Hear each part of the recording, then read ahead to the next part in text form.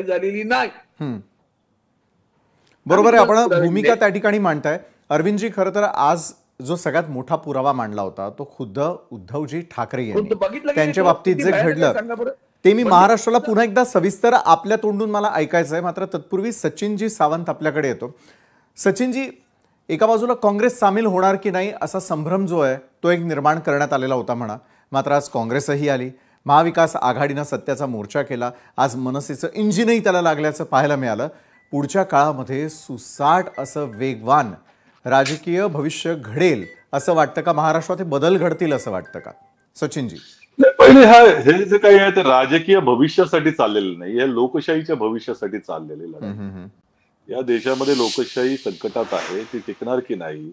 आणि एकंदरच तुम्ही जर पाहिलं तर मला असं वाटतं की कुठल्या खेळाचं उदाहरण देता येईल किंवा क्रिकेटची मॅच, पिचही आपल्या बाजूने असणार आहे, नियम देखील आपल्या बाजूने असणार आहेत, पंच देखील आपल्या बाजूने असणार आहेत आणि म्हणणार की तुम्ही खेळा. असं चालत नाही. या ठिकाणी जर तुम्हाला खऱ्या अर्थानं लोकशाही नांदवायची असेल तर निवडणूक आयोगासारख्या संस्थेनं निरपेक्ष राहिलं पाहिजे. त्यांनी त्यांची भूमिका ही पंचाची असली पाहिजे. परंतु दुर्दैवानं भारतीय जनता पक्षाच्या अधीन राहून निवडणुकीचं संचालन करण्याचं जे काही काम चाललेलं आहे त्याच्यामुळेच लोकशाही संकटात आलेली आहे. आणि ह्याला वाचा जी आहे ती काँग्रेसचे नेते राहुल गांधीजींनी जेव्हा फोडली ते पुराव्यानिशी दिलं. त्यामुळे मला असं वाटतं की देशपातळीवरती हे वातावरण तयार झालंय. आणि महाराष्ट्रातली उदाहरण त्यांनी दिली होती. आज समस्त विरोधी पक्ष एकत्र आले. महाविकास आघाडीचा विषय नाही, हा लोकशाही वाचवण्यासाठी सगळा विरोधी पक्ष इकडे एकवटलेला आहे. खऱ्या अर्थानं पाहायचं झालं तर हा सर्व पक्षीयच आमचा अभिनिवेश होता. परंतु भारतीय जनता पक्षानं त्यातला पळ काढला, कारण त्यांचा आणि त्यांचं संधान आहे. विषय असा आहे की ज्या पद्धतीनं लोकशाहीमध्ये मतदानाचा अधिकार हा प्रत्येक व्यक्तीला दिलेला आहे, त्या मतदाराचा अधिकाराची चोरी होत असेल त्यापेक्षा गंभीर बाब कुठली असणार नाही.